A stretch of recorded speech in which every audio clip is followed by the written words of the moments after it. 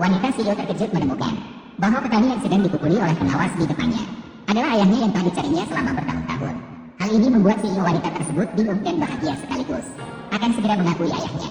Namun, detik berikutnya, mulai sekarang, jangan pernah melihat orang ini di perusahaanku. Suruh dia pergi dari sini.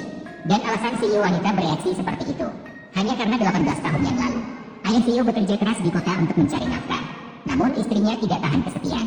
Setiap hari berselingkuh dengan tetangga sebelah hingga pagi. Bahkan untuk membayar hutang judi tetangga. Dengan kejam menjual 3 putrinya kepada pengemis tua di kota. Bahkan agar tidak dibenci oleh putrinya. Menyalahkan semua kesalahan pada suaminya. Mengatakan bahwa ayah mereka tidak hanya memelihara 3 putri di kota, tetapi juga terlibat dalam perilaku buruk seperti minum, mabuk, judi, dan narkoba. Saat ini, untuk membesarkan anak dari kakak ketiga, harus menjual 3 putri. Tukar uang dengan menjual kepada pengemis tua di kota.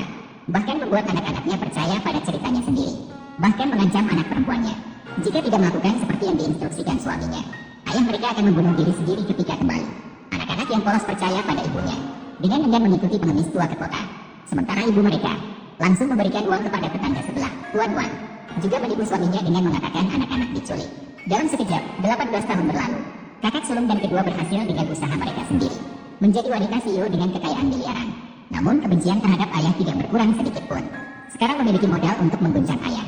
Kedua saudari memutuskan untuk membawa ibu ke kota untuk menikmati hidup. Tanpa mereka ketahui, ibu mereka saat ini sedang bertempur sengit dengan Tuan Wang tetangga.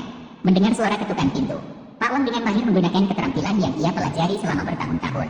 Cepat-cepat masuk lemari. Sementara ibu dengan tenang pergi membuka pintu.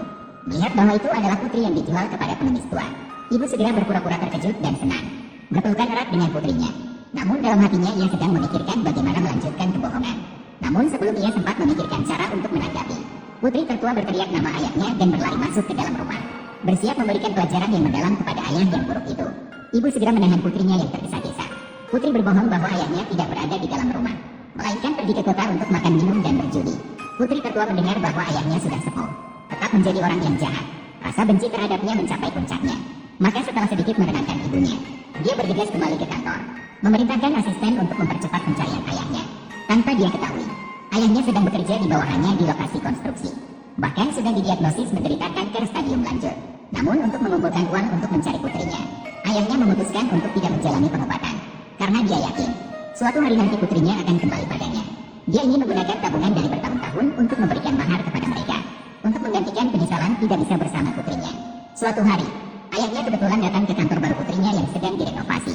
Tanpa disangka, dia tidak sengaja terjatuh dari tangga. Namun sang manajer jahat tidak peduli dengan keselamatannya. Bahkan menyalahkannya karena menempelkan poster pencarian orang hilang selama bekerja. Bahkan berencana untuk memotong gajinya. Ayahnya hanya sedikit membantah, dan malah mendapat pukulan dari sang manajer.